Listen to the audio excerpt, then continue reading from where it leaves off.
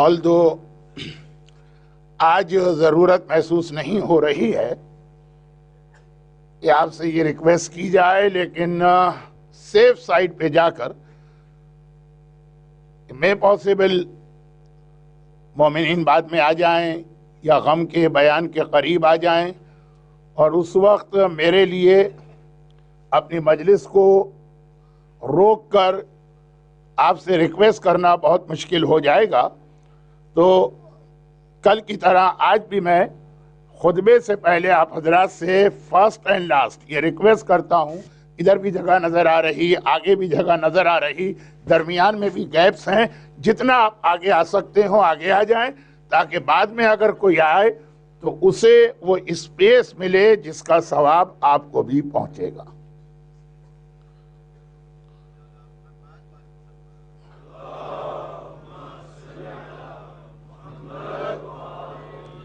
لا حول ولا قوة الا بالله العلي العظيم. بسم الله الرحمن الرحيم.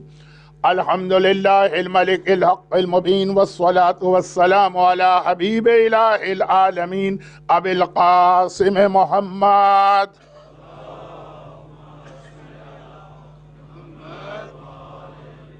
وآله الطيبين الذين أذهب الله عنهم الرجس وطهرهم تطهيرا.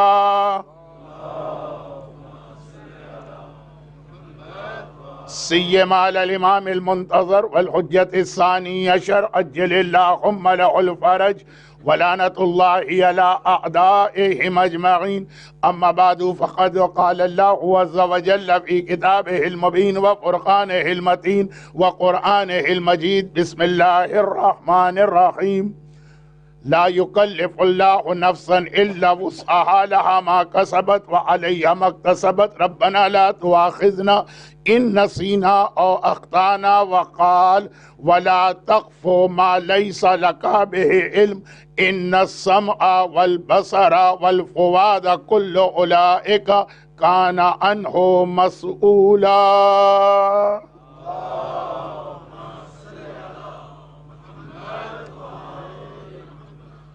مومنین سے گزارش یہ ہے کہ دوران مجلس فلیش کے استعمال سے گریز کریں. میرے لیے بڑی پریشانی ہو جاتی ہے، میں خطبہ بھی مکمل نہیں کر پا رہا تھا. لیکن اس سے پہلے کہ میں آج کی مجلس کا جو بھی میرا سبجیکٹ ہے اس پہ بات شروع کروں، یہ خیال کرتے ہوئے کہ غم کی ان بڑی راتوں میں مجلس ختم ہونے کے بعد شبیہ یا تابوت برآمد ہونے کی وجہ سے 2-3 دن سے ہم مجلس کی برکت سے جو دعا قبول ہوتی ہے اس سے محروم رہ ہیں.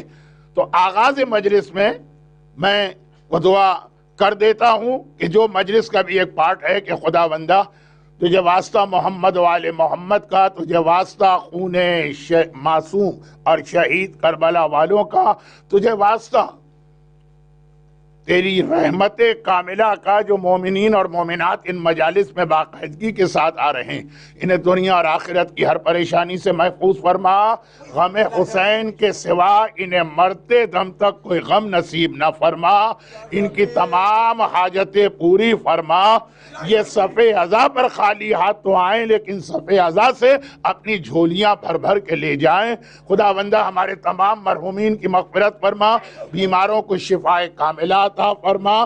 دنیا بھر میں جہاں جہاں مستضعفین جہاں مصیبتوں اور پریشانیوں میں ظالموں کے ظلم کا نشانہ بن رہے ہیں، ان تمام ظالموں کو نیست و نابود فرما، اور ہمیشہ ہمیشہ ظلم کے خاتمے کے لیے اپنی آخری حجت امام زمانہ کے ظہور میں تعجیل فرما.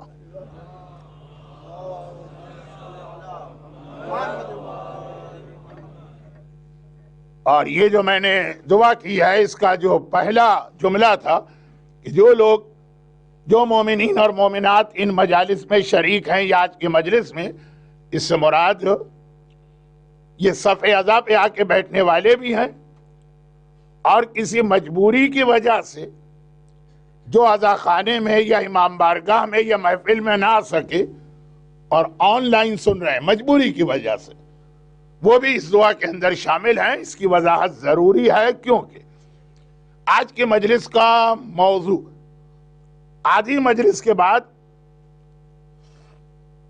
یہی ہوگا، لیکن آدھی مجلس کے بعد. اب اس سے پہلے کہ میں آج کا موضوع شروع کروں، یہ 2-3 چھوٹی چھوٹی باتیں ہیں جن کو ایکسپلین کرنا ضروری. کل شاید مجلس کے درمیان مجھ سے ایک چھوٹی سی بھول ہو گئی، اور وہ یہ ہے کہ 15 ملین نہیں، وہ 15 لاکھ تھے، اور جس نے ڈونیشن دیا تو 20 ملین نہیں 20 لاکھ. ہمارے یہاں اردو میں ایک لفظ استعمال ہوتا ہے، ایک نمبر ہے لاکھ، گجراتی میں بھی ہوگا، تو اکثر یہ کنفیوژن ہو جاتا ہے. گرچہ کوئی اتنا بڑا مسئلہ نہیں تھا، لیکن میں نے کہا کہ ریکارڈ ٹھیک ہو جائے. دوسری بات یہ ہے کہ لیک آف کمیونیکیشن. مجلس کے بعد کسی نے مجھے بتایا مولانا یہ تو یہاں انگلینڈ میں بھی اور ایسٹ افریقہ میں تو بہت زیادہ ایسے پروجیکٹ بنے ہیں جو صرف ایک آدمی نے سنگل ہینڈڈلی اس نے سنا پروجیکٹ یہ ہے، بجٹ یہ ہے، اور ایک آدمی نے اناؤنس کیا کہ میں اس پروجیکٹ کے لیے تمام فائنانس کر رہا ہوں. تو اس کی اور بھی ایگزامپل ہے. میں نے 2 یا 3 باتیں کل کہی تھی. تو اللہ بہرحال ہماری قوم میں ایسے لوگوں کی تعداد بڑھائے جن کی پوری کوشش یہ ہو کہ وہ چاہے اپنے گھر کی ضروریات کو روکیں، لیکن امام کا اور دین کا کام آگے بڑھے. یہ بھی کوئی بہت اہم مسئلہ نہیں تھا جس کے لیے میں آپ کا زیادہ وقت لوں. تیسری بات پر مجھے ایک پوری مجلس پڑھنا تھی، اس کی میں نے پریپریشن کی تھی، لیکن اب یہ لگ رہا ہے کہ شاید اس ڈیٹیل میں نہ جا سکوں، جو کہ اب یہ خالی 3 مجلسیں، ایک آج ہے، کل شب عاشور ہے، اور ایک زیارت کی مجلس ہے.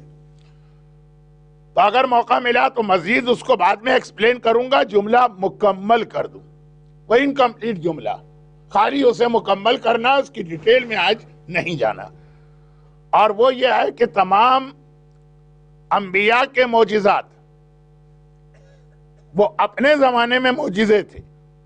آج وہ ایک ٹیکنالوجی کا کمال ہے، اور ایک بچہ بھی وہ معجزے کو دکھا سکتا ہے. کوئی اس کے اندر نہ حق پر فرق پڑے گا نہ معجزے پر. اور اسی طرح پیغمبر کے بھی جو معجزات ہیں ان میں صرف ایک معجزے کو معجزہ خالدہ قرار دیا گیا. خالدہ جو لفظ قرآن میں بہت آیا ہے، خالدین فیہا خالدین فیہا خالدین فیہا، جنت کے لیے بھی جہنم کے لیے بھی، کہ جو لوگ اس میں جائیں گے تو وہ ہمیشہ رہیں گے. معجزہ خالدہ ہمیشہ رہنے والا معجزہ، اور وہ ہے جو صرف ایک معجزہ، وہ ہے قرآن. اب اس پہ مجھے بات پوری ایک مجلس پڑھنا تھی، لیکن ابھی ایسا لگ رہا ہے کہ شاید اب مجھے اس عشرے میں موقع نہیں ملے گا. تو جملہ مکمل ہو جائے. پیغمبر کے تمام معجزات میں قرآن معجزہ خالدہ ہے کہ قیامت تک اس قرآن کا جواب نہیں لایا جا سکتا. لیکن یہ بھی صرف اس لیے کہ انکمپلیٹ جملہ آیا تھا، اور اہم بات تھی، ایک اہم میسج تھا. آئیے، جو 2 دن سے میں بہت ساری باتوں کو انکمپلیٹ چھوڑ چکا ہوں، جلدی جلدی ان کو مکمل کیا جائے. قرآن کریم کی جن 2 آیتوں کی آج بھی تلاوت کی گئی، یہ ایک اعتبار سے نئی آیتیں ہیں، یعنی میں نے اس عشرے میں اب تک ان کو تلاوت نہیں کیا. اس کا تعلق بھی معراج کے سفر سے ہے. جو معراج کا سفر ہمارا موضوع نہیں، اس کے ذریعے جو ہمیں ایک میسج مل رہا، لا یکلف اللہ نفسا الا وسعها لها ما کسبت وعلیہا ما اکتسبت ربنا لا تؤاخذنا. یہ ایک ہی آیت، آیت نمبر 286 سورہ بقرہ. اور یہ ایک ایسی آیت ہے کہ ایک آیت کے 2 پارٹ ہیں. ایک اللہ کی طرف سے اعلان ہے اور ایک پیغمبر کی دعا. اللہ نے وہ اعلان کیا جو اس دعا میں بھی آگے ریپیٹ ہوا، ربنا ولا تحملنا ما لا طاقت لنا به. اللہ کوئی ایسا حکم نہیں دیتا جو تمہاری طاقت سے زیادہ ہو. 21 سینچری میں. اور جب انسان آؤٹر گلیکسیز میں پہنچے گا تو اسلام کے بہت سارے احکامات آپ کو ایسے محسوس ہوں گے. ابھی اسی دنیا میں رہنے کے بعد بھی ہماری بہت ساری عورتوں کو حجاب کا حکم طاقت سے باہر محسوس ہو رہا. ہمارے بہت سارے لوگوں کو دنیا کے کئی ملکوں میں سمر کے روزے، نماز اور روزے پہ تو کوئی کمپرومائز اسلام میں نہیں، وہ طاقت سے باہر محسوس ہو رہے ہیں.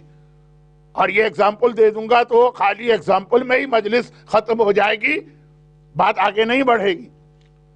تو قرآن کریم نے شریعت نازل کرنے سے پہلے، پھر جملہ ریپیٹ کروں، احکام شریعت، احکام دین، حکم خدا، حلال و حرام، واجبات و گناہ، یہ سسٹم شروع ہوا معراج سے. اور یہ آیت معراج کی آیت کا پارٹ ہے.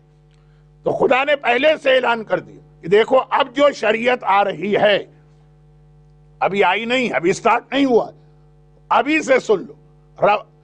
لا یکلف اللہ نفسا، اللہ کوئی ایسا حکم تمہیں نہیں دے گا جو تمہاری طاقت سے باہر. یہ اللہ نے کہا. پھر اسی آیت میں پیغمبر کی دعا آ گئی کہ ربنا لا تؤاخذنا ان نسینا اور اخطانا، اور ربنا ولا تحملنا ما لا طاقت لنا بہ. 2 دن سے آپ یہ بات سن رہے ہیں.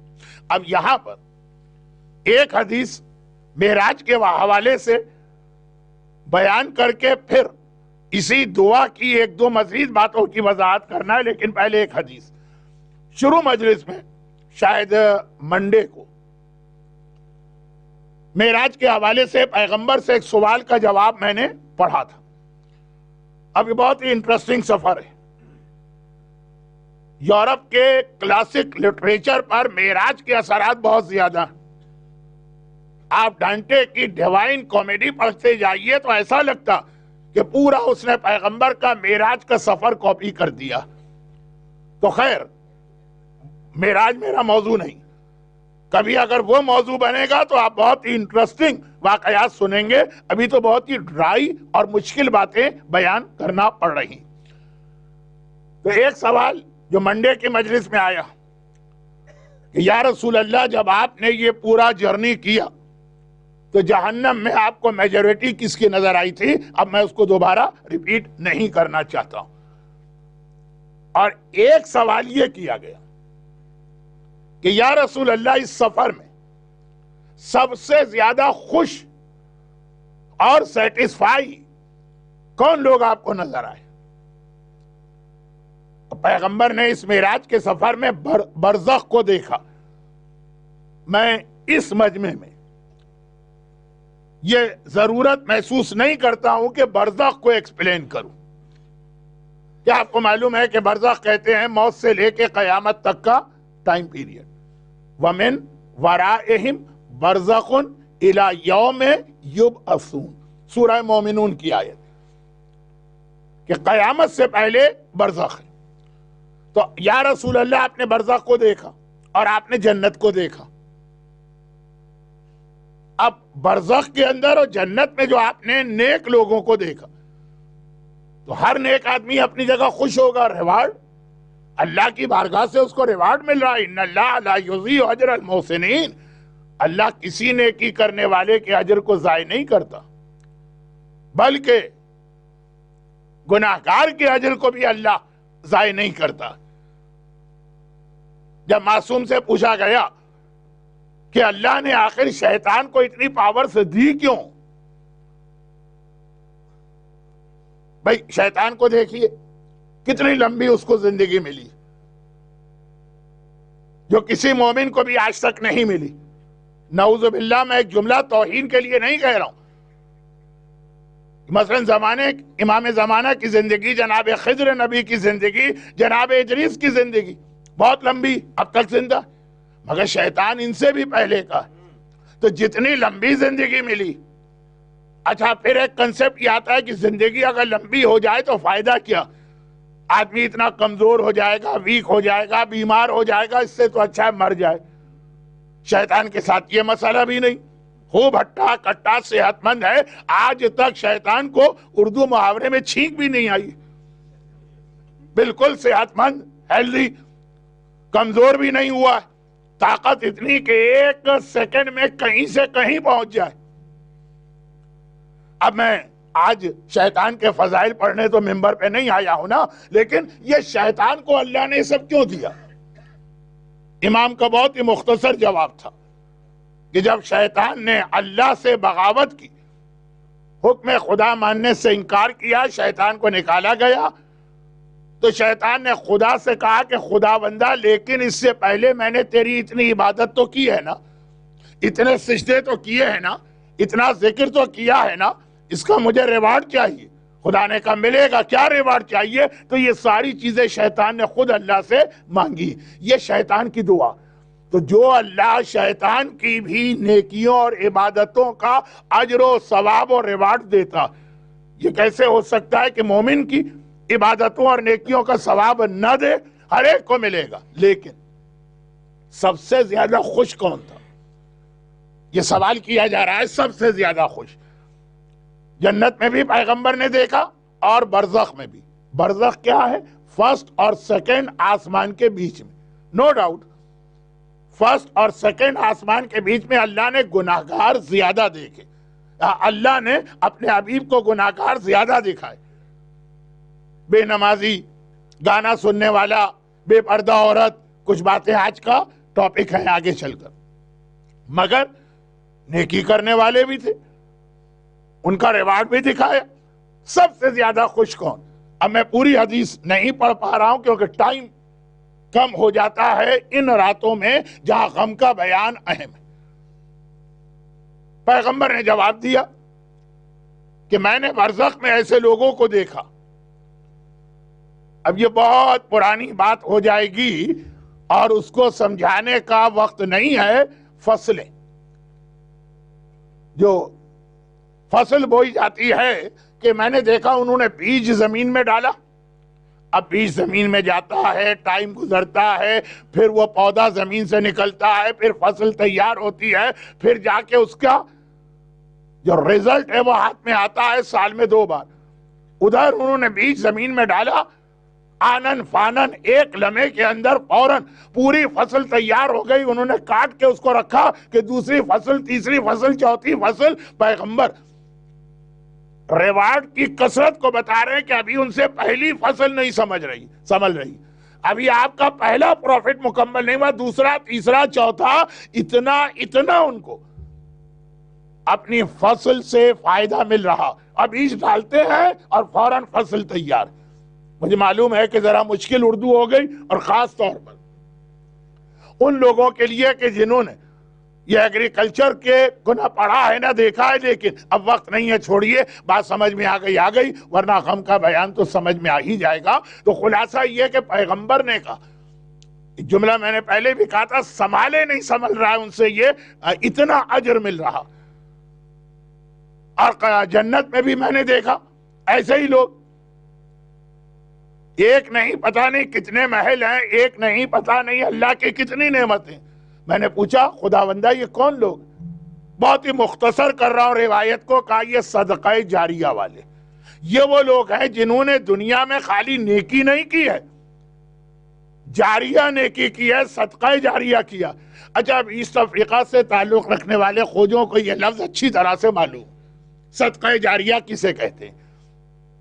ایسی نیکی، اونلی نیکی جو ایک خاص کانٹیکس میں نماز سے بھی آگے ہے، روزے سے بھی آگے ہے، حج سے بھی آگے ہے، عورت کے حجاب سے بھی زیادہ، رزق حلال خود ایک بہت بڑی عبادت ہے، اس کے لیے اسٹرگل کرنا اس سے بھی زیادہ، ایک خاص کانٹیکس میں۔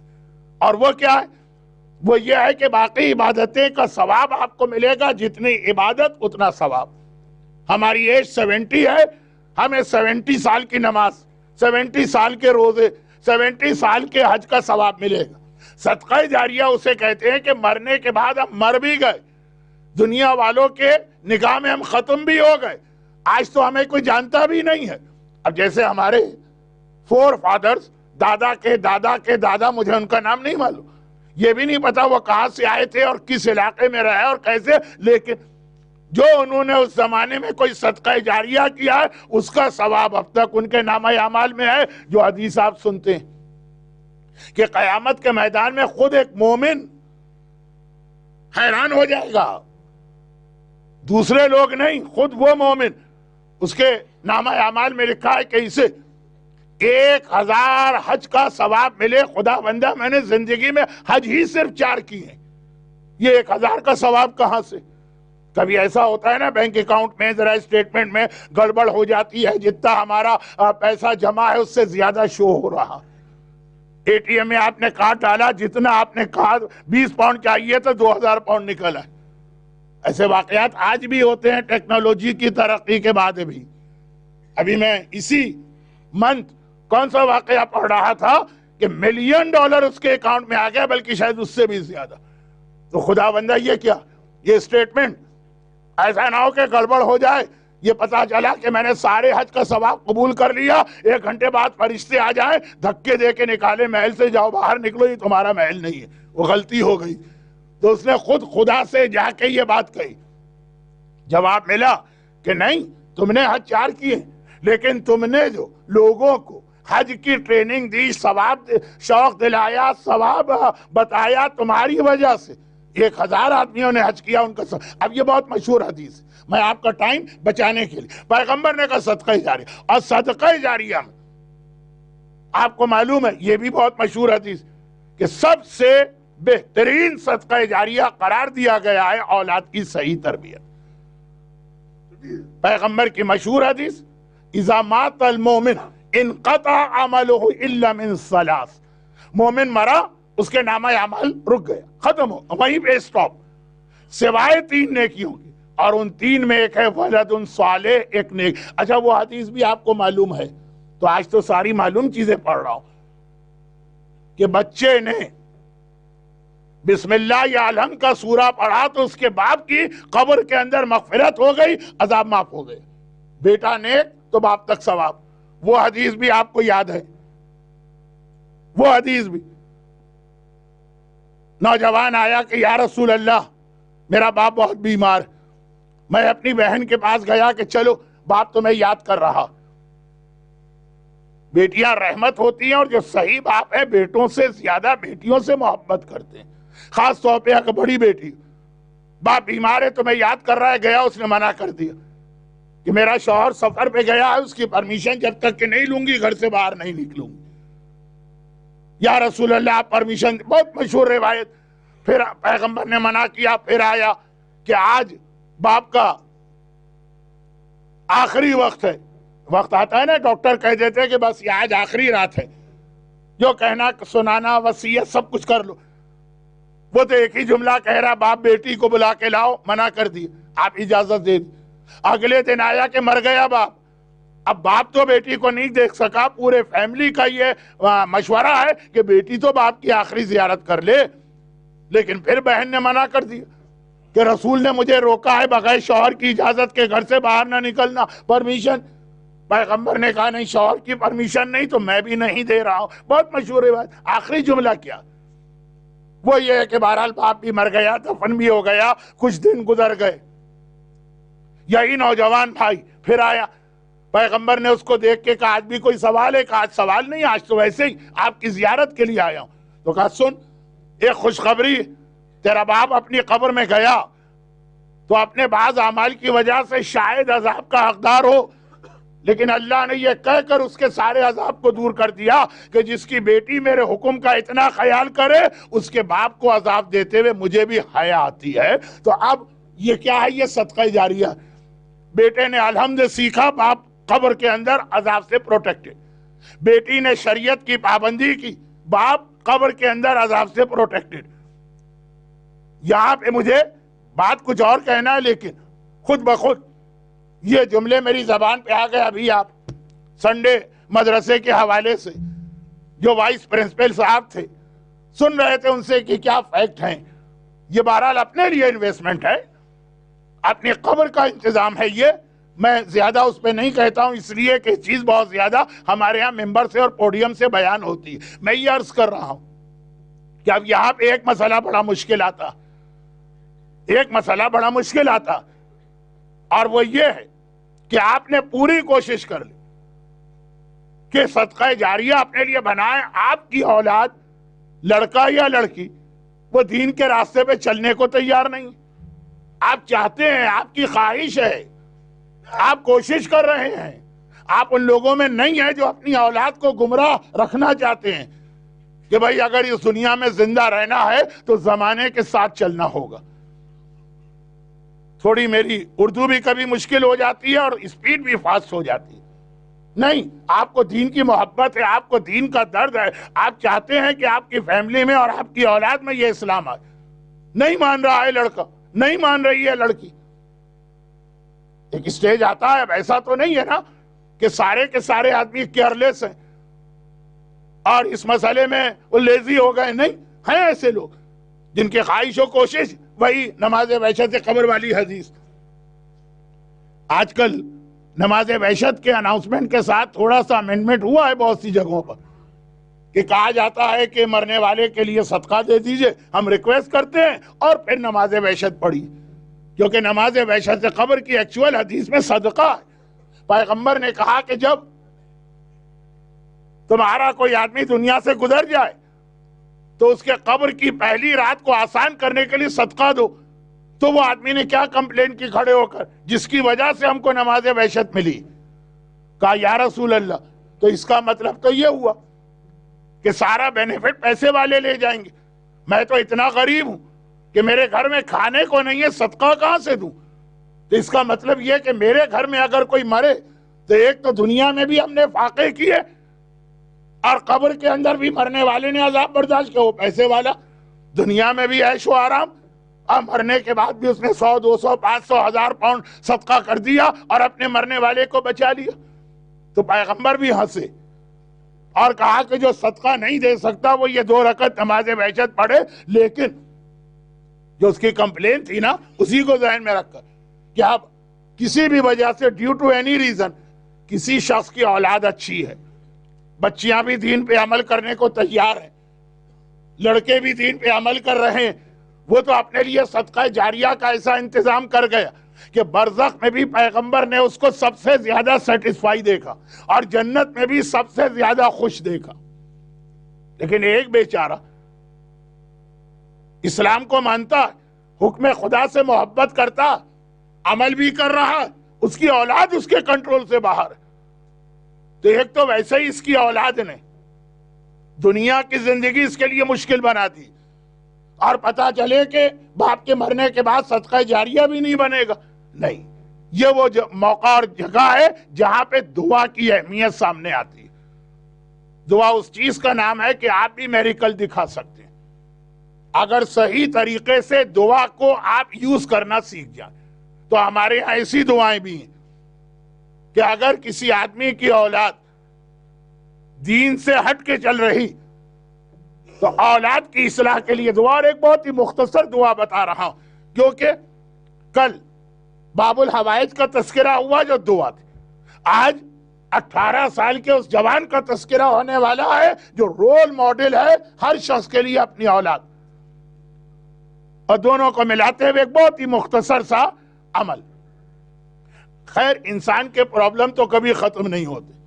کل بات یہ آئی تھی کہ اولاد کی شادی نہیں ہوتی ہے، زیادہ تر لوگ لڑکیوں کے لیے کہتے ہیں، لیکن میں نے بھی کل جملہ کہا تھا کہ لڑکے کی شادی بھی بہت بڑا مسئلہ، صحیح میچ نہ ملے تو لڑکے کی شادی کا مطلب ہے کہ اس دنیا میں آپ نے جہنم خرید لی۔ اگر ایسی ویسی کوئی اٹ پٹانگ بیوی آ گئی، میں بہرحال اتنی انگلش میری اچھی نہیں ہے کہ ان لفظوں کا بھی ترجمہ کروں، حضرت نوح، حضرت لوط، قرآن نے مثال دی، تو خیر وہ بھی ایک مسئلہ، لیکن یہ انسان کا پہلا مسئلہ، شادی ہو گئی۔ اب لوگ آتے ہیں کہ مولانا اولاد نہیں ہو رہی ہے ان کے یہاں، اس کی بھی دعائیں ان کو بتائیے۔ پہلے شادی کی فکر تھی، اب شادی کی دعا بتائی، شادی ہو گئی ہے، چیپٹر کلوز نہیں ہوا، اولاد نہیں ہو رہی، چلے اولاد کی بھی دعا بتا دی، اولاد بھی ہو گئی۔ اب پھر پلٹ کے آتے ہیں کہ مولانا بڑی نالائق اولاد ہوئی ہے، وہ جو ہے نا سارے بے دین ہیں، کوئی بات ہی نہیں سنتے، نہ نماز پڑھے نہ روزہ رکھے، ہر وقت میوزک کے اندر ڈوبے رہتے ہیں، بچیاں آئے تو حجاب کرنے کو تیار نہیں۔ ہم لوگ تھک جاتے ہیں بھائی، اس سے تو اچھا تھا نا کہ شادی نہ ہوتی تاکہ یہ بات کے بھی سارے پرابلم نہ ہوتے، لیکن اللہ نہیں تھکتا۔ اللہ کہتا ہے اور مانگو اور مانگو اور مانگو، جتنے تمہارے مسئلے ہیں میں سب کو میں قبول کروں گا، ہر دعا تمہاری قبول کرنے کو تیار ہوں۔ کبھی ذرا سا ایمبریسمنٹ فیل نہ کرنا کہ کتنا مانگے اللہ سے۔ شادی بھی اللہ سے مانگی، پھر اولاد بھی اللہ سے مانگی، اب اولاد غلط ہو گئی وہ بھی اللہ سے مانگے۔ جی ہاں، خوش ہوتا ہے اللہ سے مانگنا۔ خود دلیل اس بات کی ہے کہ آپ نے اللہ کو رب العالمین مانا ہے، آپ نے لا الہ الا اللہ کہا ہے، آپ یہ مانتے ہیں کہ کائنات میں there is no God except اللہ۔ تو یہ دعا جو ہے نا، یہ عبادتوں میں سب سے بڑی عبادت، یہ روایت کا جملہ، الدعا مخ العبادہ، اصل عبادت تو دعا، کیونکہ دعا آپ کے عقیدے کو ثابت کر رہی ہے۔ لیکن بات موضوع سے ہٹ رہی ہے۔ ہمارے یہاں ایک نام آج کل بہت فیمس ہے، اس لیے میں ان کا انٹروڈکشن کیے بغیر خالی نام لے کے اپنی آج کی اس بات کو کمپلیٹ کر کے پھر اصل ٹاپک پہ آتا ہوں۔ آیت اللہ العظمیٰ مرحوم آغائے بہجت۔ اب وہ مرجعیت کے اعتبار سے جو ان کا اسٹیٹس ہے وہ لوگوں کو کم یاد ہے، لیکن علم عرفان، دعا، جو ان کی اسپریچول پاورز، وہ زیادہ لوگوں کو یاد ہے۔ اور اسی لیے انہی کے زمانے میں مراجع تو بہت سارے ہیں، لیکن آیت اللہ بہجت کا ذکر ہمارے یہاں زیادہ ہونے لگا۔ پوری اسپیچ کا پورا اشرا ان کے حالات پر پڑھا جاتا ہے، لیکن نہ اس کا وقت ہے نہ اس مجمع کو ضرورت۔ وہ ایک اسپیشل عمل بتاتے ہیں کہ اگر کسی کی اولاد بالکل گمراہ اور کسی طرح بھی نہیں مان رہی، تو وہ جو تربیت اولاد ہے اور امر بالمعروف ہے وہ تو تمہاری ڈیوٹی ہے، لیکن ایک خاص عمل ہے کہ 2 رکعت نماز روزانہ پڑھو، اور اس 2 رکعت نماز میں ڈیلی الحمد کے بعد 10 ٹائمز ایک آیت پہلی رکعت میں پڑھو، اور الحمد کے بعد ایک آیت 10 ٹائمز دوسری رکعت میں پڑھو۔ اب مجھے معلوم ہے کہ خالی مجلس میں سننے سے آیت بھی یاد نہیں ہوگی اور آیت کا نمبر بھی، لیکن جو کہ یہ ریکارڈ میں محفوظ ہو رہی، پہلی رکعت میں الحمد کے بعد 10 ٹائمز سورہ ابراہیم کی آیت نمبر 40، سورہ ہے 14، آیت کا نمبر ہے 40، بہت مشہور آیت، رب اجعلنی مقیم الصلاۃ ومن ذریتی ربنا تقبل دعا، یہ آیت 10 ٹائمز، ذریت اس میں اولاد کا ذکر ہے، اور دوسری رکعت میں الحمد کے بعد 10 ٹائمز۔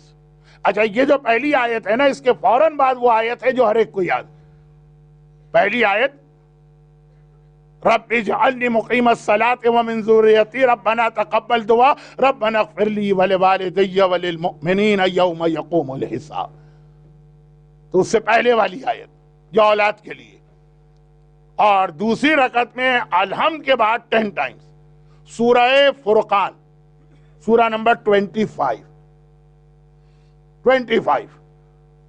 آیت نمبر 74،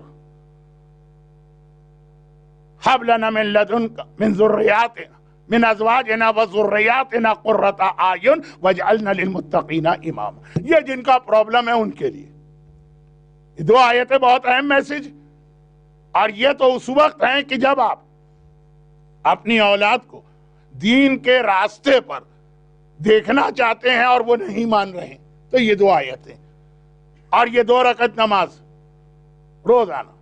البتہ امام کا ایک طریقہ کار اس لیے بتا دوں کہ کل رات جو گزر گئی شب جمعہ، دنیا بھر میں مومنین شب جمعہ نماز ہدیہ والدین پڑھتے ہیں، لیکن چھٹے امام کا طریقہ ہے کہ ڈیلی نماز ہدیہ اولاد پڑھا کرتے ہیں، خالی والدین کے لیے نہیں، اولاد کے لیے، مردہ اولاد نہیں، زندہ اولاد کے لیے ڈیلی 1-2 رکعت نماز پڑھتے ہیں۔ بلکہ امام تو دن میں 2 بار پڑھتے، ایک مرتبہ ڈے لائٹ، ایک مرتبہ نائٹ، پہلی رکعت میں الحمد کے بعد قل واللہ، دوسری رکعت میں الحمد کے بعد انا اعطیناک الکوثر، چھوٹی سی نماز. اولاد کو اس کے بہت بینیفٹ ملتے ہیں. اب جو لوگ مجالس سنتے ہیں وہ سمجھ گئے کہ یہاں سے میں کیا جملہ کہنے والا ہوں، غم کا بیان ہوتا تو یہیں سے چلا جاتا. یہ والدین اپنی اولاد کے لیے 2 رکعت نماز پڑھا کرے، اولاد کو اس کے بہت بینیفٹ ملیں گے. کیونکہ آقا حسین نے بھی ام لیلہ سے کہا تھا اکبر مقتل میں گیا ہے تم دعا کرو، کیونکہ اللہ ماں کی دعا کو اولاد کے لیے بہت جلدی قبول کرتا. چھٹے امام نے ام داؤد کو بتایا تھا کہ تم اپنے بیٹے کے لیے یہ عمل کرو، خود امام بھی کر سکتے ہیں لیکن کہا تم کرو کیونکہ ماں کی دعا اولاد کے لیے بہت جلد قبول. تو اولاد کو اپنی پریکٹیکل لائف میں بہت سے پرابلم آتے ہیں. یہ والدین ان سے یہ نہیں کہا جا رہا کہ پیسے خرچ کرو.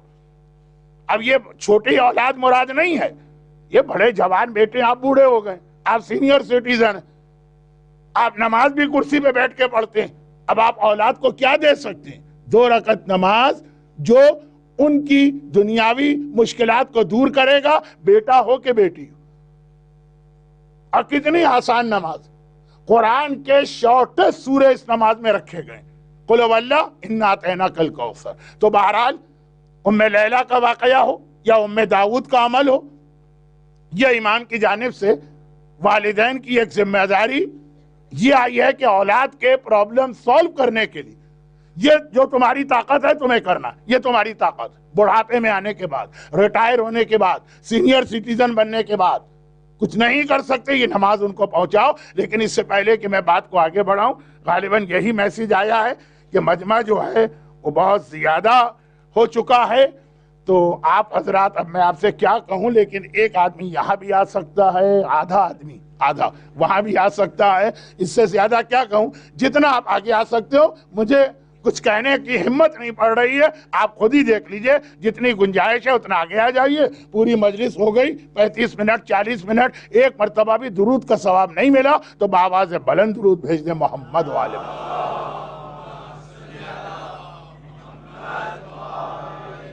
ام لیلہ، اولاد کے لیے والدین کی دعا. اے ام داؤد، تیرا بیٹا ظالم کی قید میں ہے، اولاد کے لیے والدین کی دعا.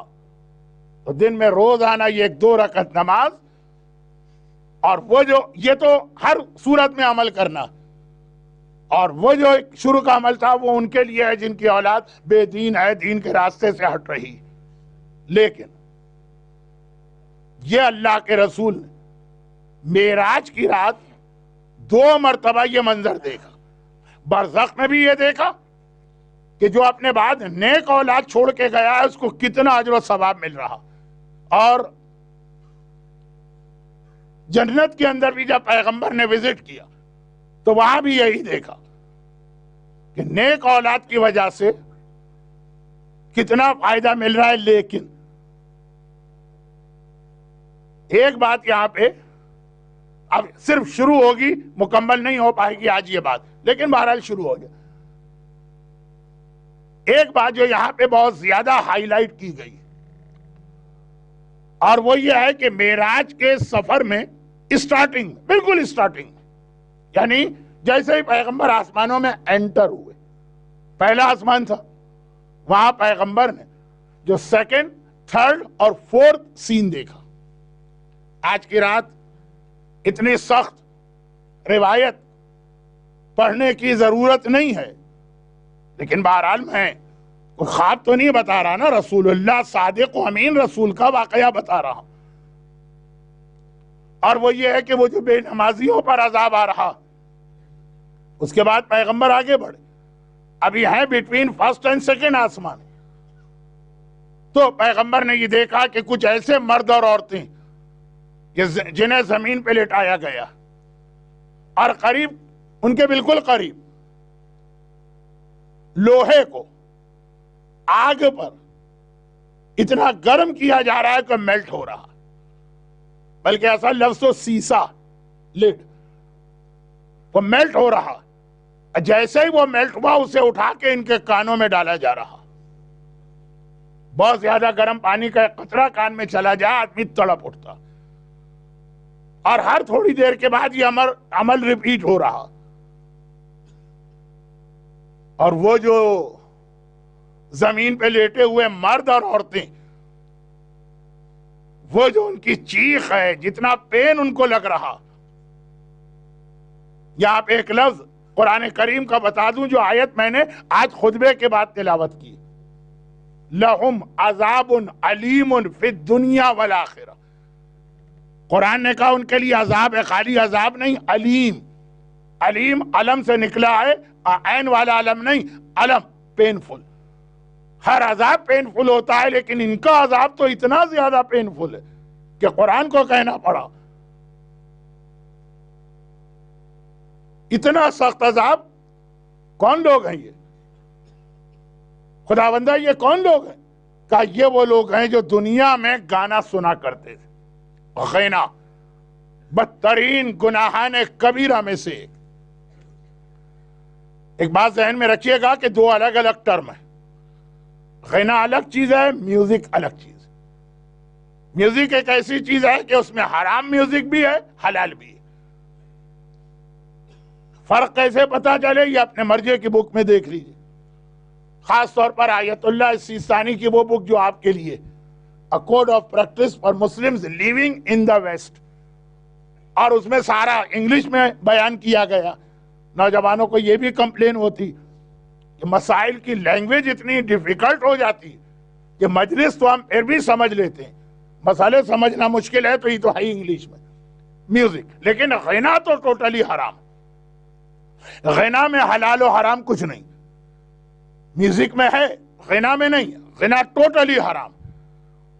بلکہ پھر وہی مسئلہ آتا جو سارے مراجع نے لکھا کہ وہ بھی حرام ہے، اور مرحوم امام خمینی نے لکھا کہ وہ ڈبل حرام ہے. کہ اگر قرآن غنا میں پڑھا جائے، اذان غنا میں دی جائے، دعائیں غنا میں دی جائے. باقی تمام مراجع نے کہا یہ بھی حرام ہے، کیونکہ لوگ کبھی کہہ دیتے ہیں کہ اگر پرپس ٹھیک ہے اور اگر مقصد نیک ہے. بلکہ امام خمینی نے کہا کہ اس کا ڈبل عذاب ہے، غنا کا اور قرآن جیسے مقدس کلام کو غنا میں استعمال کر. خیر، تو غنا تو ٹوٹل حرام. کہا یہ وہ لوگ جو دنیا میں عادی تھے اس کے بغیر کوئی کام نہیں کر سکتے. کر سکتے ہوں گے لیکن بہرحال غنا شوق سے سنتے تھے. ہمارا اصل موضوع ایمان ختم کیسے ہوتا، اس کی ایک چھوٹی سی بات وہ یہ کہ سب سے زیادہ ایمان کو ایفیکٹ پہنچانے والی چیز وہ غذا ہے، وہ فوڈ ہے، وہ لقمہ ہے جو آپ اپنے پیٹ میں لے جاتے ہیں. پاک، پاکیزہ، طیب، حلال غذا ہے تو خود بخود آپ دیندار و متقی بننے لگیں گے. اور اگر نجس، حرام، غلط طریقے سے ارن کی ہوئی غذا ہے، خود بخود آدمی جو ہے اس کو خود بھی نہیں پتا چلے، اس کا ٹریک چینج ہونے لگے گا. شہید دست غیب شیرازی انقلاب ایران کے بعد شیراز شہر میں امام خمینی کے نائب تھے، اگرچہ خود ایک مجتہد ہیں، اور وہاں مسجد میں محراب میں نماز پڑھ رہے تھے. کیسے ریکارڈر میں بم پلانٹ کیا گیا جس سے وہ شہید ہوئے. تو انہوں نے ایک کتاب لکھی ہے کہ اپنے آپ کو شیطان سے کیسے بچاؤ. میں نے اس سے پہلے بھی ایک بار ریفرنس دیا، اس میں ایک جملہ لکھتے ہیں، کہتے ہیں کہ میں شیراز شہر کا رہنے والا ہوں، شہید دست غیب شیرازی، یہیں پیدا ہوا، یہیں جوانی گزری، یہیں بڑھاپا آیا. تو مجھے اپنی جوانی میں شہر یاد ہے کہ وہ جو بیکری والے بریڈ تیار کرتے تھے تو جب وہ آتے تھے دکان میں تو پہلے وضو کرتے تھے، پھر حدیث قصہ کی تلاوت کرتے تھے، اس کے بعد پھر بریڈ تیار کرنا شروع کرتے تھے کہ یہ بریڈ مومنین کے رزق کا پارٹ بنے گی. جتنا پاک اور پاکیزہ اس کو بنا سکتے ہو، چنانچہ وضو کے ذریعے سے ہو، حدیث قصہ ہو، ماحول بنے پورا اسپریچولی پاک، اور پھر یہ غذا بنے. اور کہتے ہیں کہ آج بھی میں اسی شیراز شہر میں ہوں. یہ انقلاب سے پہلے کی بات کہ ایک مومنہ ایک سیدانی مومنہ کچن میں کام کرنا چاہتی ہے تو وہ اس وقت تک بریڈ نہیں یا کھانا نہیں پکائے گی جب تک کہ کیسٹ ریکارڈر پہ گانے نہ بج رہے ہیں. یہ وہ اب 40 سال پرانی بات. اب تو دنیا بہت ترقی کر گئی. کہا وہ آدمی جو کمرشل بیسس پہ کام کر رہا, جس کو پتا بھی نہیں ہے کہ یہ بریڈ کہاں کہاں جائے گی, وہ اتنی احتیاط کرتا. اور ایک مومنہ جو اپنے باپ یا بھائی یا شوہر یا بیٹے کو غذا تیار کر کے دے رہی ہے, آج وہ اتنی کیئرلیس, اتنی لاپرواہ. ایمان اللہ نہیں چھینتا, ہماری بلنڈر اور غلطیاں ہوتی تو اب سب سے زیادہ اس کے ایفیکٹ ہوتے ہیں. یہ بار بار روایتوں میں جملہ آیا. چنانچہ یہاں پہ ایک جملہ جو یوزولی میں عاشور کی مجلس میں پڑھتا ہوں, کربلا میں آقا حسین نے فجر کی نماز کے بعد لشکر یزید کو دیکھ کے کہا تھا. وہ پوری بات تو شاید میں عاشور کے دن ہی پڑھوں. میں تمہیں کنونس کرنا چاہ رہا ہوں حسین, مجھ جیسا کوئی جاہل ممبر پہ آ کے آپ کا ٹائم ویسٹ نہیں کر رہا. حسین کا کلام خود ایک معجزہ. کہا میں تمہیں کنونس کرنا چاہ رہا ہوں لیکن مجھے پتا ہے تم پر میری بات کا اثر نہیں ہوگا. کیوں نہیں ہوگا؟ لقد ملیت بطونکم من الحرام, تمہارے پیٹ حرام مال سے بھرے ہوئے. جب مال حرام آ جائے تو حسین جیسے امام معصوم کے کلام کا بھی فائدہ کچھ نہیں. غینا پیغمبر یہ فرماتے کہ میں نے گناہگاروں کا یہ عذاب جو دیکھا, تو قرآن, دعائیں, اذان, اس میں ڈبل حرام ہو جاتا ہے. لیکن اب میں ایک عجیب جملہ کہہ کے جلدی سے مجلس کو آج ختم کر رہا ہوں اور باقی باتیں کل ہو. لیکن یہ جو غینا ہے نا, خود حرام تو ہے, but what is the main reason, کیوں اس کو اللہ نے حرام کیا؟ تفصیل میں نہیں جا رہا ہوں. میں نے کہا نا کہ ایک بہت عجیب سا جملہ کہہ کے میں اپنی بات ختم کر رہا ہوں. جس ریزن سے اللہ نے غنا کو حرام کیا, اگر ورڈنگ چینج کر دے تو اس ریزن کا نام ہے فیس بک اور واٹس ایپ. فیس بک یا واٹس ایپ اور غنا دونوں سیم چیزیں اسلام میں بن جاتی. معراج کی رات پیغمبر جب یہ سارے سین دیکھ کر وہاں تک پہنچے جہاں کی دعا آپ سن رہے ہیں, وقت نہیں ہے کہ میں وہ دعا بھی دوہراؤں, تو جو شریعت کے احکامات بالکل شروع میں ملے, اس میں ایک حکم تھا, خالی آیت کا ترجمہ سن لیجیے آپ سمجھ جائیں گے میں کہاں تک آپ کو لے گیا. فیس بک اور واٹس ایپ کل کا موضوع. لا تخف ما لیس لک بہ علم ان السمع والبصر والفؤاد کل اولئک کان عنہ مسئولا. شریعت کا بالکل شروع کا حکم. اس کے بعد آیت آئی ہے اس کے فرق, وَلَا تَمْشِ فِي الْأَرْضِ مَرَحًا, زمین میں تکبر, غرور اور گھمنڈی بن کے نہ چلنا. اس سے پہلے والی آیت, خبردار جب تک کہ 100% کسی چیز کی شیورٹی اور نالج نہ ہو, وہ چیز دوسروں تک نہ پہنچانا. قیامت کے دن تمہیں جواب دینا ہے, کیا انگریزی میں کہتے ہیں اکاؤنٹیبلٹی.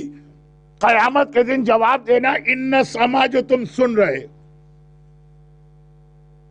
ادھر ادھر کی باتیں ہوتی ہیں نا, شاید یہ بھی انگریزی کا صحیح لفظ میں استعمال کرنے جا رہا ہوں, گوسپ, صاحبان ایمان کے بارے میں نہیں, مجتہدین کے بارے میں, مراجع کے بارے میں.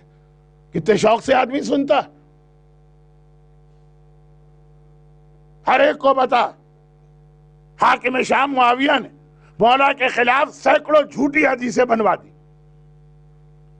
ہر آدمی جانتا ہے یہ ہسٹری میں. لیکن آج جب مراجع کے خلاف جھوٹے اسٹیٹمنٹ اور نیوز ویسٹرن میڈیا میں آتی ہے تو آنکھیں بند کر کے یقین کر لیتا.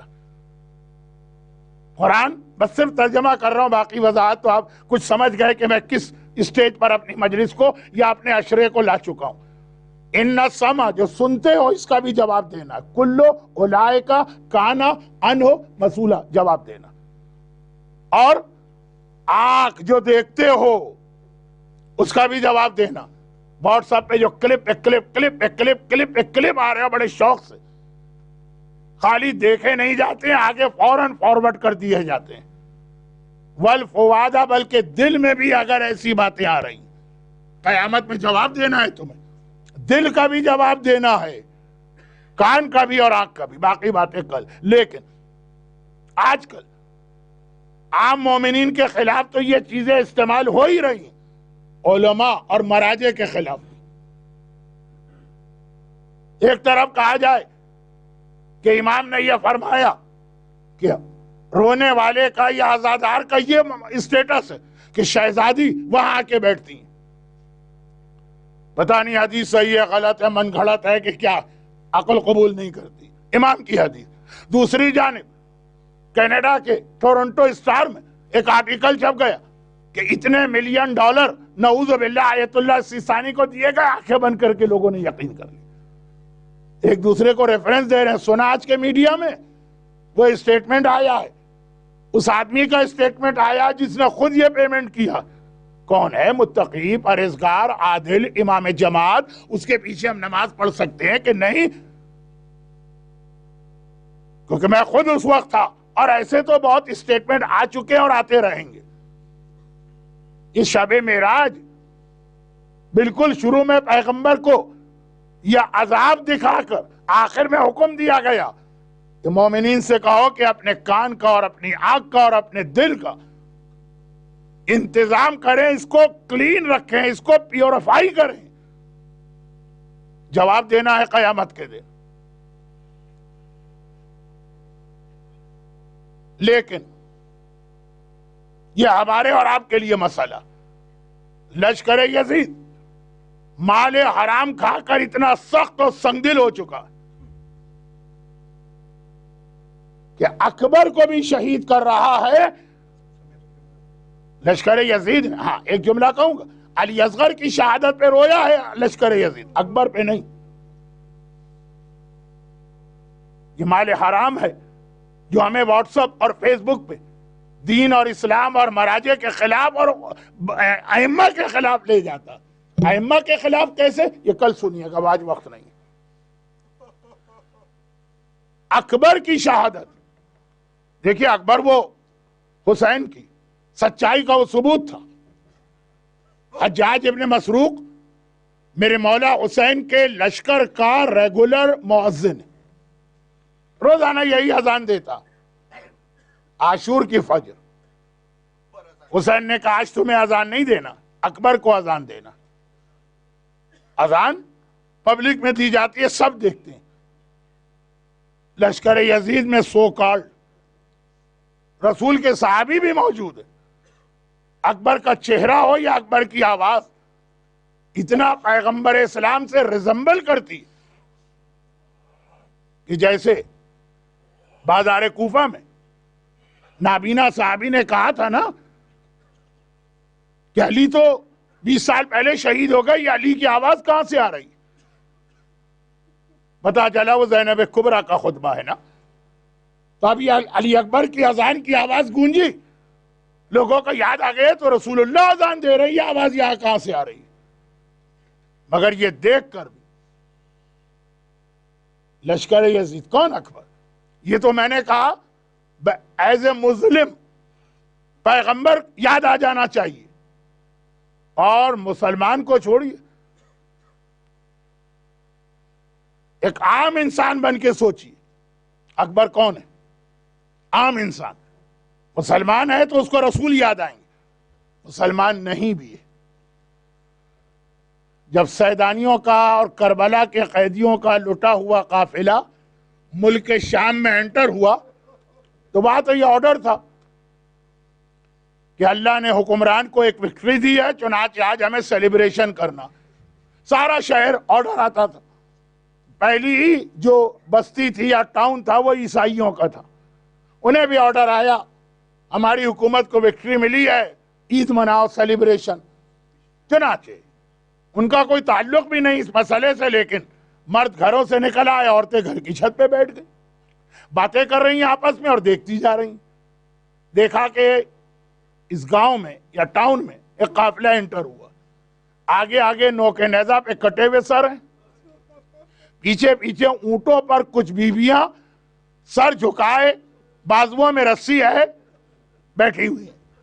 جب وہ کٹے ہوئے سر ان کے مکان کے قریب آئے تو ایک عیسائی عورت کی نگاہ اکبر کے کٹے سر پہ پڑ گئی۔ بس بے اختیار وہ کہتی ہے اللہ کرے اس جوان کی ماں مر چکی ہو۔ لیلا نے جملہ سنا، چونک کے سر اٹھایا، کہا کہ اس جوان کی ماں سے تجھے کیا دشمنی ہے کہ تو اس کی موت کی دعا مانگ رہی؟ وہ عیسائی عورت کہتی ہے کہ مسئلہ دشمنی کا نہیں ہے، مسئلہ یہ ہے کہ ہم غیر ہیں، ہمارا کوئی تعلق اس جوان سے نہیں، مگر 18 سال کے اس مہلکہ کا کٹا سر ہم سے نہیں دیکھا جا رہا، اگر اس کی ماں زندہ ہوگی تو کس طرح سے اپنے جوان کا لاشا دیکھا ہوگا۔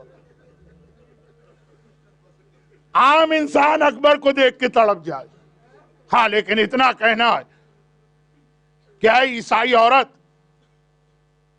تو ماں بن کے سوچ رہی ہے کوئی ماں اپنے جوان کا 18 سال کے جوان کا لاشا نہیں دیکھ سکتی ہے، لیکن ام لیلا اس کا نام ہے جو اللہ اور حسین کی خاطر ہر قربانی دینے کو تیار ہے۔ چنانچہ روایتوں میں جملہ آیا کہ کربلا میں جب اصحاب امام شہید ہو گئے اور اب خاندان والوں کی اور فیملی کی اور بنی ہاشم کی باری آئی، حسین نے سب سے پہلے اپنے اکبر کو بلایا۔ although یہ ایک اختلاف ہے کہ جوانان بنی ہاشم میں پہلا شہید کون ہے، لیکن اب تو آپ لوگ خود کربلا جا چکے ہیں بار بار۔ شہزادہ علی اکبر کی جو زیارت آج بھی کربلا میں پڑھی جاتی ہے، حسین کے پائیں تھی، السلام علیک یا اول قتیل من نسل خیر سلیل، اے نسل رسالت کے پہلے شہید ہمارا سلام لو۔ یہ کربلا کی زیارت ہے جو آقا حسین کے پائیں تھی، اکبر کے لیے پڑھی جاتی ہے، پہلا شہید۔ حسین نے سب سے پہلے اکبر کو بلایا، اکبر پہلی قربانی مجھے دینا ہے، سب سے پہلے تمہیں حکم دے رہا ہوں کہ جاؤ اور جا کر مقتل میں جہاد کرو۔ اکبر نے کہا بابا میں تو صبح سے انتظار کر رہا تھا، مجھ سے تو صبر نہیں ہو رہا تھا، میں تو ہر وقت تیار ہوں۔ یہ کہہ کہ اکبر گھوڑے پہ سوار ہو کے مقتل چلے۔ حسین نے روک دیا، کہاں جا رہے؟ کہا بابا آپ ہی نے تو حکم دیا۔ کہا کہ اکبر میں نے حکم دیا ہے مگر تم اس طرح نہیں جا سکتے، پہلے جا کے گھر والوں کو الوداع کہو، سب کو خدا حافظ کہو، پھر جانا۔ یاد رکھیے 18 سال کے اکبر کا 3 دن کی پیاس کے عالم میں 30,000 کے لشکر سے لڑنا یہ کوئی مسئلہ نہیں ہے، لیکن بہنوں کو جا کے کہنا اب تیرا بھائی مرنے جا رہا ہے، پھوپھیوں سے جا کے کہنا اب آپ کا اکبر مرنے جا رہا ہے، یہ اکبر کا سب سے بڑا امتحان تھا، اور حسین نے یہ امتحان لیا، پہلے گھر والوں کو الوداع کہو۔ اکبر پریشان، ماں کے پاس جا رہے ہیں کہ ماں سے کیسے کہوں گا، دنیا کی کون سی ماں ایسی جو اپنے 18 سال اکبر جیسے بیٹے کی موت کی خبر سنے، کیسے ماں سے بات کروں۔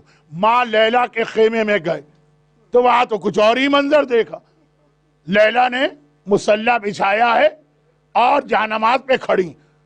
اکبر گھبرا گئے، اماں ظہرین کی نماز ہو چکی ہے، اگلی نماز کا بھی وقت نہیں آیا، یہ کون سی نماز کے لیے آپ تیاری کر رہی ہیں؟ کہا بیٹا تجھے پتا اس یزید سے میرا ایک رشتہ بھی ہے، تو میں ڈرتی ہوں میرا بیٹا مقتل میں پیچھے نہ ہٹ جائے، میں نے اللہ سے منت مانی ہے میرے اکبر کا لاشا آئے تو 2 رکعت میں شکرانے کی نماز پڑھوں گی۔ اکبر نے سنا کہ اماں میرا کتنا بڑا مسئلہ تو نے حل کر دیا، تیرا اکبر یہی کہنے آیا ہے اب میں مرنے جا رہا ہوں۔ لیلا نے کہا بیٹا ذرا جلدی سے جہاد کر تاکہ میں اپنی منت کو بڑھا سکوں۔ اب اکبر لیلا کے خیمے سے زینب کے خیمے میں آئے۔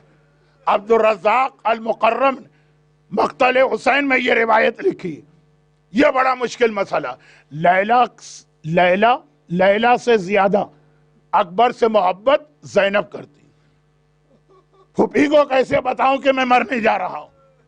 اب اکبر ایک اور بڑا امتحان، زینب کو کیسے بتائیں؟ زینب کے خیمے میں گئے. اللہ جب بھی آپ کو خیمہ گاہ لے جائے زینب کا خیمہ دیکھیے، روایت یاد کیجئے. دیکھا کہ پھوپھی اماں زمین پہ بیٹھی. اکبر قریب گئے. اچھا، پیدائش سے لے کے آج تک 18 سال تک اکبر کو زینب نے ہی پالا تھا. برابر تو گھر تھا نا حسین کا اور زینب کا. اکبر ہر وقت یہیں رہتے تھے. چنانچہ آج بھی اکبر گئے اور اسی طرح سے پھوپھی کی گود میں سر رکھ کے لیٹ گئے جیسے بیٹا ماں کی گود میں لیٹتا. زینب نے اکبر کا چہرہ دیکھا، اپنی انگلیوں سے اکبر کے بالوں میں کنگھی کرنے لگی. اکبر اس وقت کیسے آیا؟ اکبر کہتے پھوپھی اماں مجھے ایک مسئلہ پیش آ گیا، جواب آپ سے لینے آیا ہوں. زینب نے کہا اکبر بیٹا یہ کوئی مسئلہ پوچھنے کا وقت تو ہے نہیں.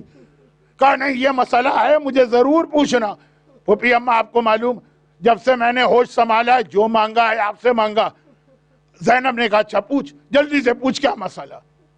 اکبر نے کہا پھوپھی اماں اتنا بتا دیجئے آپ کا رتبہ زیادہ بڑا ہے یا میری دادی فاطمہ زہرا کا رتبہ زیادہ بڑا؟ ماں کا نام سننا ہے. زینب تڑپ کے اپنی جگہ سے کھڑی ہو گئی، بیٹھ نہ سکی. اکبر یہ کیا سوال کر دیا؟ ارے کہاں شہزادی زینب، کہاں شہزادی فاطمہ، کہاں زینب، میں تو ان کی ایک کنیز کے برابر ہوں. اکبر نے کہا پھوپھی اماں اگر یہی بات ہے نا کہ دادی کا رتبہ آپ سے بڑا ہے تو آج دادی کے بیٹے پر اپنے بیٹے کو قربان کر دیں. زینب نے اکبر کو دیکھا، اکبر کسی اور طرح مجھے تیرے مرنے کی خبر ملتی تو شاید میں بھی مر جاتی، لیکن اس طرح سے تو نے کہا کہ اب میں تجھے کیا روکوں. جا اکبر بیٹا، میں نے اماں فاطمہ کے لال پر اپنے لال کو قربان کیا. اور اکبر باہر آ گئے. حمید ابن مسلم یا حمید ابن مسلم فوج یزید جو ڈائری لکھتا ہے وہ کہتا کربلا کے کسی شہید کی رخصتی میں اتنی دیر نہیں ہوئی جتنی اکبر کی رخصتی میں دیر ہوئی. میں تو باہر سے دیکھتا تھا، بار بار خیمے کا پردہ اٹھتا ہے، بار بار یہ پردہ گر جاتا ہے، پردہ اٹھتا ہے، پردہ گر جاتا ہے. ہوتا کیا ہے جب اکبر باہر آنا چاہتے کوئی پھوپھی آ کے لپٹ جاتی ہے، اے میرے لال ایک بار اور اپنا چہرہ دکھا دے. جب اکبر باہر آنا چاہتے کوئی بہن آ کے لپٹ جاتی ہے، بھیا ایک بار اپنی زیارت اور کرا دے. یہاں تک کہ آخر میں میرا آقا حسین آئے. کہا بیویوں اکبر کا راستہ مت روکو، دیر ہو رہی ہے. چنانچہ اکبر باہر آئے، گھوڑے پہ سوار ہوئے، مقتل کی جانب چلے. اکبر کو ایسا لگا کوئی میرے پیچھے پیچھے آ رہا. مڑ کے دیکھا تو کیا دیکھا؟ میرا بوڑھا بابا 3 دن کا بھوکا اور پیاسا میرے گھوڑے کے پیچھے پیدل چل کے آ رہا ہے، پیدل. اکبر نے گھوڑا روکا، کہا بابا آپ یہ زحمت کیوں کر رہے ہیں؟ عجیب جواب دیا حسین نے، اکبر تیرا کوئی جوان بیٹا نہیں ہے اس لیے تجھے نہیں پتا بوڑھے باپ کے دل پہ کیا گزر رہی ہے. اکبر نے ہاتھ جوڑے، لیکن بابا اگر آپ اس طرح سے چلے تو میں تو مقتل نہیں جا سکتا. حسین نے کہا جا، میں نے تجھے اجازت دی. اب اکبر گھوڑے پہ بیٹھ گئے. بس آخری جملے، بہت زیادہ زحمت نہیں دینا. اکبر گھوڑے پہ بیٹھ گئے. پہلے تو ایک ہی جملہ کہہ دوں، یہ شیر خدا کا پوتا ہے، یہ فاتح خیبر کا بیٹا ہے، یہ حیدر کرار کا وارث ہے.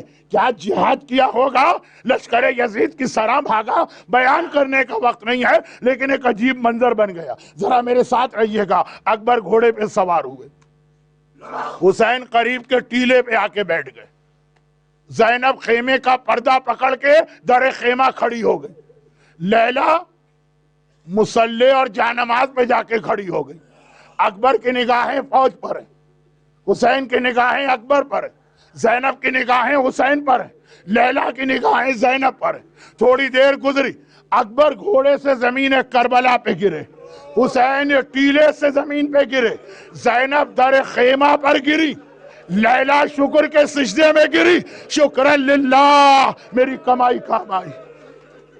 حسین گرے، سنبھلے، کھڑے ہوئے، آواز دی اکبر بیٹا ادعونی یا بنیا، بیٹا مجھے آواز دو، تمہارا باپ کچھ دیر کے لیے نابینا ہو گیا ہے، اسے کچھ نظر نہیں آ رہا، آنکھوں کا نور چلا گیا، تیری آواز کے سہارے تیرے قریب آئے گا۔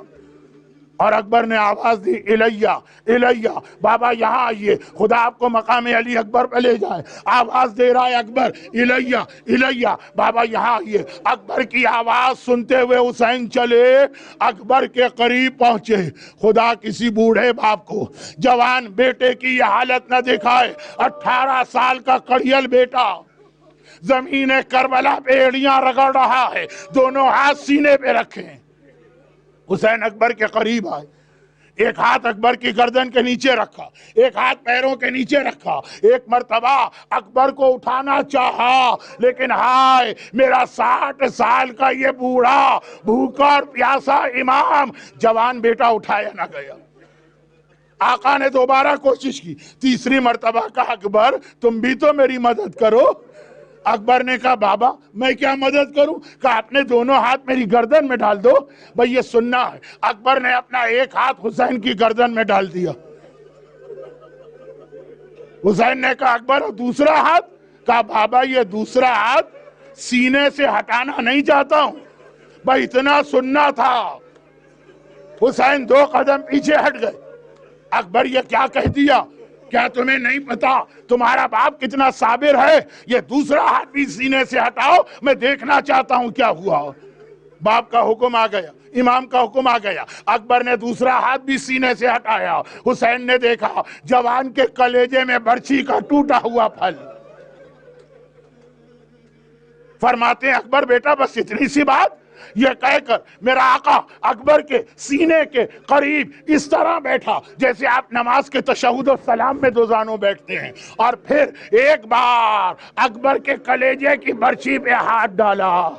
میرا دل چاہتا ہے ہاتھ جوڑ کر رسول اللہ کو آواز دوں، یا رسول اللہ ذرا جلدی سے کربلا میں آئیے، لیکن اکیلے نہیں آئیے گا، ابراہیم خلیل خدا کو لے کے آئیے گا۔ اے ابراہیم ذرا آ کے دیکھیے گا، یہ کربلا کا اسماعیل ہے، مگر باپ کی آنکھوں پہ پٹی نہیں ہے، ہاتھوں میں راشا نہیں ہے۔ بس ایک بار حسین نے کلیجے کی برچھی کو پکڑا، ہاں اتنا مجھے یقین ہے، اتنا مجھے یقین ہے، پلٹ کے نجف کو دیکھا ہوگا، آواز دی ہوگی یا علی مدد، بابا بوڑھے باپ کی مدد کو آئیے، جوان کے سینے سے برچھی نکالنا۔ اور حسین نے ایک بار برچھی کو نکالنا چاہا، برچھی ہلی تو وہ کلیجہ ہلا جس میں برچھی تھی، کلیجے کا ہلنا ہے، اکبر کا جسم ہلا، زمین کربلا ہلی، خیمے ہلے، پردے ہلے۔ زینب کی آواز آئی بھیا اگر مدد کی ضرورت ہے تو بہن آ رہی ہے، بس اتنا سننا ہے۔ حسین نے اکبر کو چھوڑ دیا، زینب خیمے سے باہر نہ آنا، تیرے پردے پہ میرا اکبر قربان، اور مولا یہ شام غریبہ، خیمے جلے، چادر چھلی، زینب بے مقنع چادر کے باہر آئی۔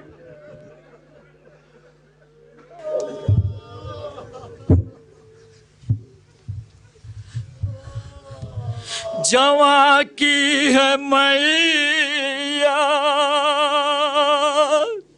یوں دل سے لگائے، یہ کون آ رہا ہے یوں ٹھوکر کھائے، زمین کانپتی ہے جگر کانپتا ہے، لرزتے ہیں ہاتھوں سے میت اٹھائے۔ جوانی میں مرنے کی حسرت ہے کس کی، ضعیفی میں کاندھوں پہ میت ہے کس کی، خدا دشمنوں کو یہ غم نہ دکھائے، ضعیفی میں یہ غم کوئی دل نہ پائے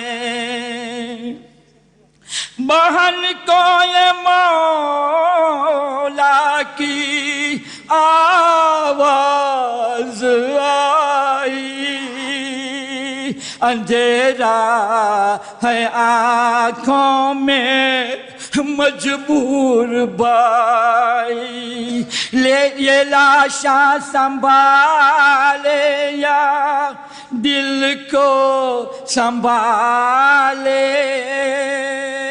ذرا بچہ بھیجو کہ میت اٹھا لے دعا مائیں کرتی تھی زندہ رہو تم پھلو پھولو آباد شاد رہو تم یہاں ماں دعا میں مصلی بچھائے یہاں لاش بیٹے کی خیمے میں آئی جو بیٹے کا دیکھا فتح ہوا سینہ پکاری یہ ماں بس ہوا خاک جینا جیوں گی میں اب کیسے یہ داغ اٹھائے خدا مجھ کو دنیا سے جلد اٹھا لے تمنا تھی مجھ کو کہ دولہا بناؤں میرے لال کے سر سے صحرا سجاؤں ذرا ٹھہرو ماں اپنی ذرا ٹھہرو ماں اپنی حسرت نکالے کہ لاشیں پہ پھولوں کی چادر اڑا لے پکاریے لیلا میری جان اکبر تڑپتی ہے روتی بلکتی ہے مادر جگر میں پڑے ہیں جو غم کے یہ چھالے کہو کیسے اماں یہ دل کو سنبھالے ماتم حسین یا حسین